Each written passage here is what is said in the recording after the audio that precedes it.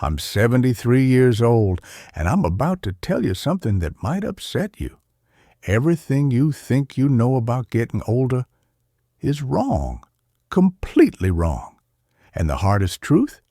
The people who should have warned you, your parents, your teachers, society, they either didn't know or they were too afraid to say it. I believed the same lies you probably believe right now. For most of my life, I thought I understood how things worked. Work hard, be responsible, delay joy, save living for later. My name is Walter Morrison, and for the first 50 years of my life, I did everything right. I built a solid career in corporate finance. I wore pressed suits. I sat in long meetings and nodded at charts that showed numbers climbing higher every year. I bought the house everyone said I should buy. I earned the respect of people I barely liked. From the outside, my life looked successful. Inside, I was exhausted. At 52, everything collapsed. I was in a boardroom on a Tuesday morning talking about annual forecasts when the room began to tilt. My chest tightened like a steel band was being pulled around my ribs. I tried to speak, but the words wouldn't come out. The next thing I remember is fluorescent lights and the sound of machines beeping in a hospital room. The doctors called it a cardiac event. A polite phrase for the moment. My heart tried to kill me. My wife was sitting in the corner crying quietly, trying not to let me see. Tubes were coming out of my arms. A nurse told me I was lucky. Lying there, unable to move, staring at a ceiling tile with a crack shaped like a river, I realized something terrifying. I had been living on autopilot. I wasn't choosing my life. I was following a script written by other people.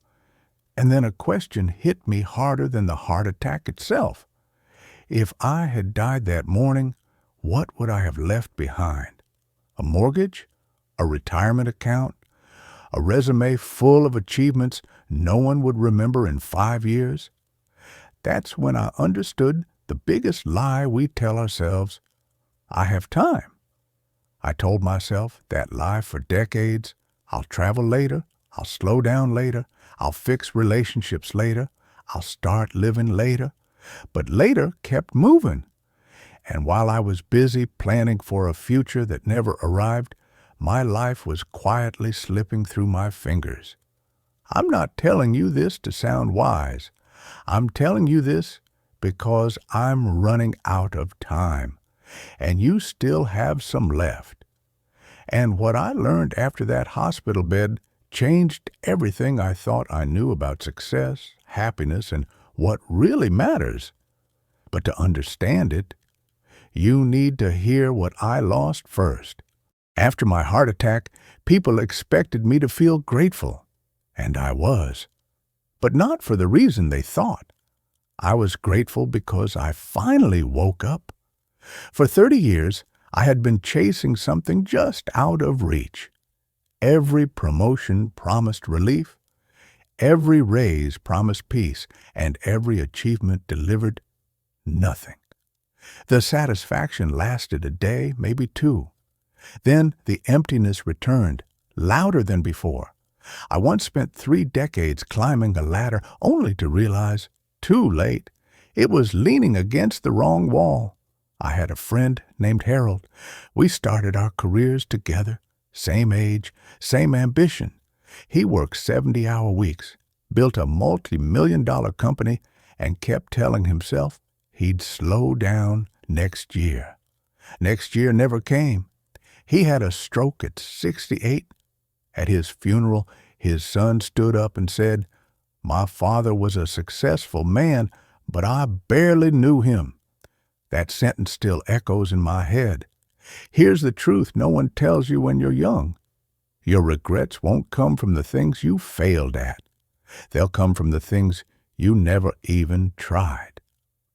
I don't lose sleep over bad investments or missed promotions. Those memories don't hurt. What hurts are the moments I postponed.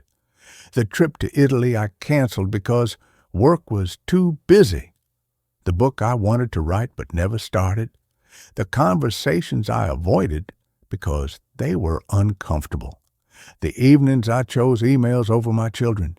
You think there will always be more time with the people you love.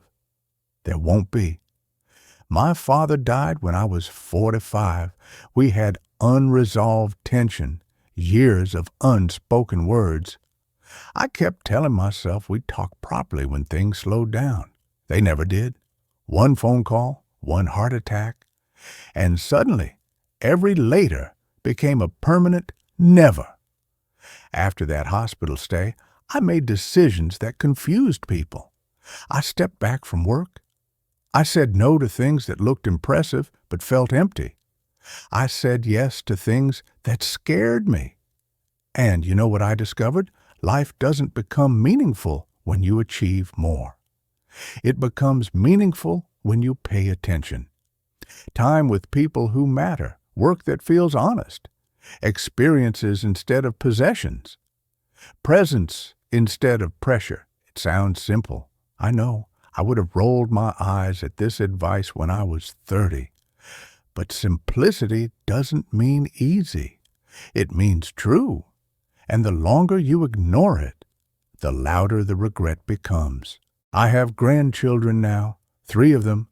When I watch them, I see the same restlessness I once had, the same anxiety, the same belief that happiness is waiting somewhere in the future.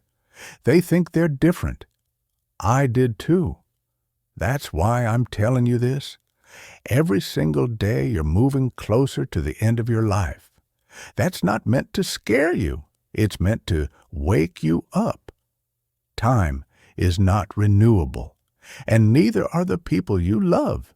Your parents are aging, your friends are changing, your moments are passing. So ask yourself something honestly. If you died tomorrow, would you be satisfied with the life you've lived so far?